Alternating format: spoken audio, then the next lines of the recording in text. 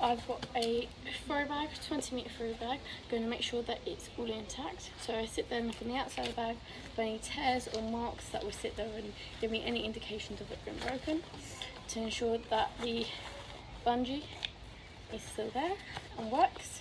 I'm going to sit there and pull out the tow line to make sure the rope is not tangled in any way.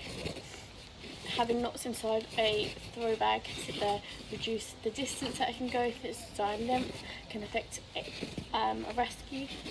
This one seems to be right. Any tear in the rope as well, or any fraying of the rope, because that means there's potential for it to snap.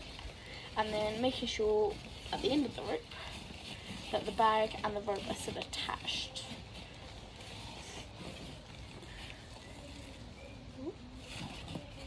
Yep. Make sure that the bag and the rope are still attached in the inside, which they are. If I pull it, you see the inside coming out, the outside coming inwards, which means the rope and the bag is attached, and they're attached securely. Checking the rest of the bag, making sure it's absolutely how it's meant to be. You can see UV damage to the bag where the colour is beginning to change, which is normal, which means a bag with UV damage, or any material with UV damage since the last spot, has a 10-year lifespan usually. And then packing the bag back in. Again, that's just double checking the rope as I do this. And then I will throw the throw bag as a demonstration to see if it still works and it's intact, and then repack it again.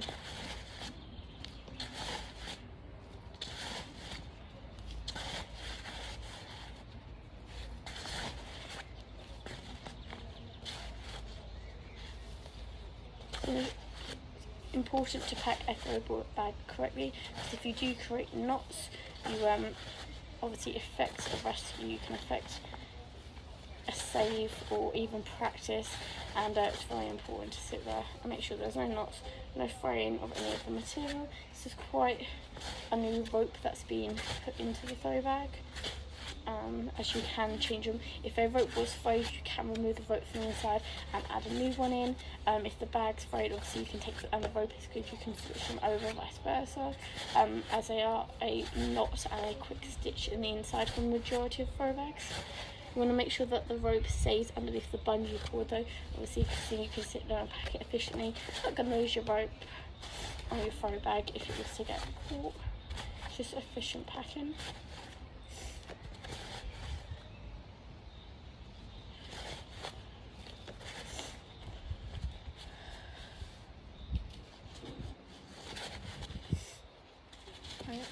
And then at the end of my rope, I've got about 2 meters to sit there, stand on it, and kneel down. I'm gonna throw it and reel it back in, just checking the rope, and I can see that the rope is coming out how it's meant to, and it's thrown correctly. So throw bag is checked. If it was damaged, there are other things you can do to replace it. For the bag, you can replace the bag. You can also prepare the rope. You can change the rope on the inside. If I turn the inside out, it is a knot on the inside of the bag. So if the rope was damaged, I'd sit there and repair the knot.